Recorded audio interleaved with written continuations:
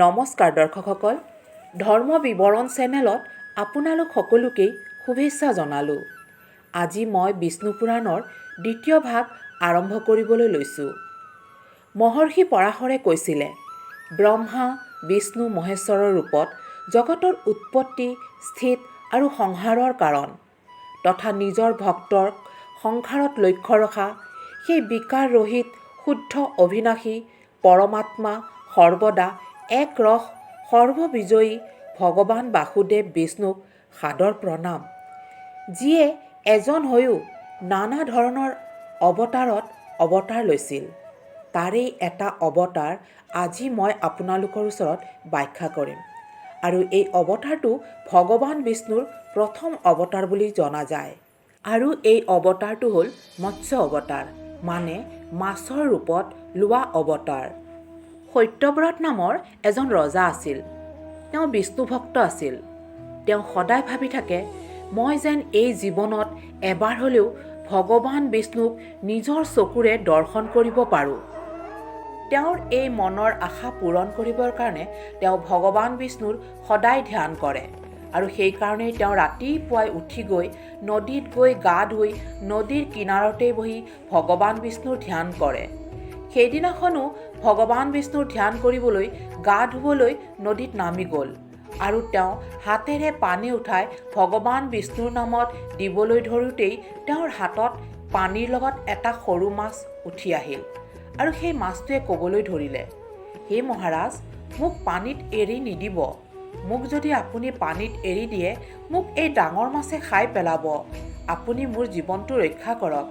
মাছৰ কথাখিনি শুনি ৰজাৰ বৰ বেয়া লাগিল। তেতিয়া ৰজাই আৰু সেই মাছটোক পানীত এৰি নিদিলে।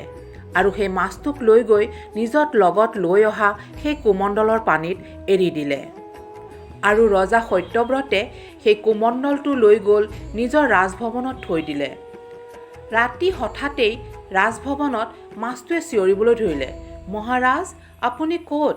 মই আপোনাৰ এই কুমণ্ডলত থাকিব পৰা নাই। মই উশাহ ল'ব কষ্ট পাইছোঁ। মোক বচাওক। ৰজাই মাছৰ শব্দ পাই দৌৰি আহিল আৰু দেখিলে কুমণ্ডলত মাছটোৱে থাকিব পৰা নাই। মাছটো ডাঙৰ হৈ গৈছে। তেতিয়া মহাৰাজে এটা ডাঙৰ বাচন আনি তাত মাছটোক এৰি দিলে। মাছটো তেতিয়া অলপ সকাহ পালে, কিন্তু অলপ সময় পিছত আকৌ চিঞৰিবলৈ ধৰিলে, মহাৰাজ, আপুনি ক'ত আছে? সোনকালে আহক। এই বাচনটো মোৰ কাৰণে সৰু হৈ গ'ল। মই ডাঙৰ হৈ গৈ আছোঁ। তেতিয়া মহাৰাজ দৌৰি আহিল আৰু দেখিলে যে সেই বাচনটোতো মাছটো ডাঙৰ হৈ গৈছে। মাছটোৰ কাৰণে জেগা কম পৰি গৈছে। তেতিয়া মহাৰাজে ভাবিলে যে এতিয়া আৰু মাছটো ভিতৰত ৰাখিব নোৱাৰি, বাহিৰত লৈ গৈ সৰু পুখুৰীতে থৈ দিওঁ। এইবাৰ মহাৰাজে লৈ গৈ ৰাজভৱনৰ ওচৰত থকা এটা পুখুৰীত সেই মাছটো এৰি দিলে। অলপ সময় পিছত পুখুৰীটো সেই মাছটো নধৰা হ'ল। তেতিয়া মহাৰাজে ভাবিবলৈ ধৰিলে, এইটো কি কথা?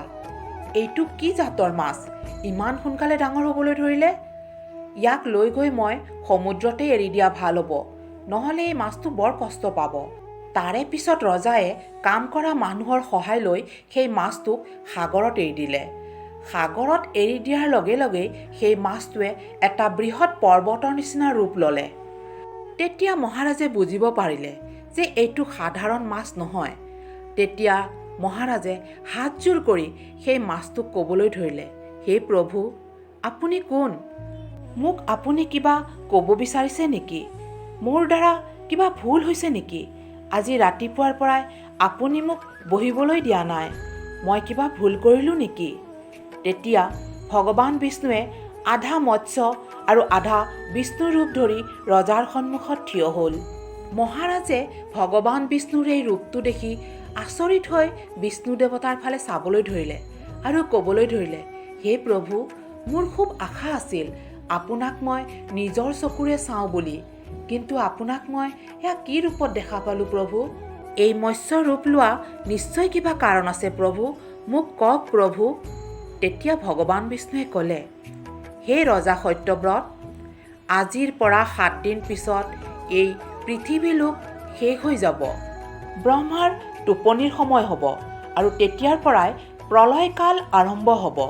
আৰু সেই প্ৰলয় কালত এই পৃথিৱীখন ডুবি যাব। চাৰিওফালে পানী পানী হৈ যাব। এটা কল্পৰ সমাপ্তি হ'ব, তেতিয়া মই তোমাৰ ওচৰত এখন নাও পঠাম। সেই নাৱত প্ৰথমৰ পৰাই সপ্তঋষি বহি থাকিব। তুমি প্ৰত্যেক গছৰ বীজ, প্ৰত্যেক জীৱ জন্তুৰ অস্থি আৰু তুমি তোমাৰ পৰিবাৰৰ সৈতে এই নাৱত বহি যাবা আৰু নাগ বাসুকীকো লৈ ল'বা। প্ৰলয়কাল শেষ হোৱাৰ পিছত আকৌ এই সৃষ্টিখন সৃষ্টি কৰিব লাগিব। তেতিয়া এই সকলোবোৰ বস্তুৰ খুব দৰকাৰ হ'ব। তুমি মোৰ প্ৰিয় ভক্ত, সেইকাৰণেই মই তোমাক নতুন সৃষ্টিত বৈৱস্বত নামৰ মনু বনাম। মনু মানে পৃথিৱীৰ প্ৰথম মনুষ্য, আৰু তুমি সেই প্ৰথম মনুষ্য হ'বা নতুন সৃষ্টিৰ। তেতিয়া ৰজা সত্যব্ৰতে ভগৱান বিষ্ণুৰ আগত হাতযোৰ কৰি ক'লে, হে প্ৰভু, আপুনি যি আজ্ঞা দিছে তাকেই কৰিম। ভগৱান বিষ্ণুৱে ৰজা সত্যব্ৰতৰ কথা শুনি হাঁহি মাৰিলে আৰু নিজৰ পূৰ্ণ মৎস্যৰূপ লৈ পানীৰ ফালে আগুৱাই গুচি গ'ল। 7 দিন পিছত প্ৰলয়কাল আৰম্ভ হ'বৰ হ'ল। ব্ৰহ্মাদেৱৰ টোপনি আহিবলৈ ধৰিলে, আৰু যেতিয়া ব্ৰহ্মাদেৱৰ টোপনি আহিবলৈ ধৰিলে তেতিয়া ব্ৰহ্মাদেৱৰ মুখৰ পৰা 4খন বেদ ওলাই গৈ তলত পৰিল। আৰু ঠিক সেই সময়তে সোমকাসুৰ নামৰ এজন দৈত্যই দেখা পালে যে 4খন বেদ তলত পৰি গৈছে, আৰু সোমকাসুৰে সেই 4খন বেদ চুৰি কৰি লগত লৈ সাগৰৰ তলত লুকাই গ'ল। আৰু এই সোমকাসুৰেই দেৱতাসকলৰ লগত আৰু ভগৱান বিষ্ণুৰ ডাঙৰ শত্ৰু আছিল। সোমকাসুৰে ভালকৈ জানিছিল যে এই 4খন বেদৰ অবিহনে সৃষ্টিৰ আৰু নতুনকৈ সৃষ্টি কৰিব নোৱাৰে। সেইকাৰণে 4খন বেদক 4টা কেঁচুৱাৰ ৰূপত সলনি কৰি সাগৰৰ তলত খেলি আছিল। ভগৱান বিষ্ণুৱে এই কথাখিনি জানিব পাৰিলে আৰু চিন্তাত পৰি গ'ল। সেই সময়ত ভগৱান বিষ্ণুৱে মৎস্যৰূপ ধাৰণ কৰিয়েই সমুদ্ৰৰ ভিতৰত সোমাই গৈ সোমকাসুৰৰ লগত যুদ্ধ কৰিবলৈ ধৰিলে। সোমকাসুৰেও ভগৱানৰ লগত যুদ্ধ কৰিবলৈ ধৰিলে। তেতিয়া ভগৱান বিষ্ণুৱে নিজৰ হাতৰ চক্ৰৰে সোমকাসুৰক টুকুৰা টুকুৰা কৰি দিলে আৰু 4টা কেঁচুৱাৰূপী বেদক লগত লৈ সাগৰৰ ওপৰলৈ উঠি আহিল। ভগৱান বিষ্ণুৱে 4খন বেদ নিজৰ ওচৰত ৰাখি থ'লে। আৰু ঠিক সেই সময়তে ৰজা সত্যব্ৰতে দেখিলে যে দূৰৰ পৰা এখন নাও আহি আছে। সেই সময়ত বৰষুণ আৰম্ভ হৈ গৈছিল। সেই নাওখনত প্ৰথমৰ পৰাই সপ্তঋষি বহি আছিল, আৰু নাওখন ওচৰত আহি পোৱাৰ পিছত ৰজা সত্যব্ৰতে গছৰ বীজ, জীৱ জন্তুৰ অস্থি আৰু তেওঁৰ নিজৰ পৰিয়ালক লৈ সেই নাওখনত বহি পৰিল।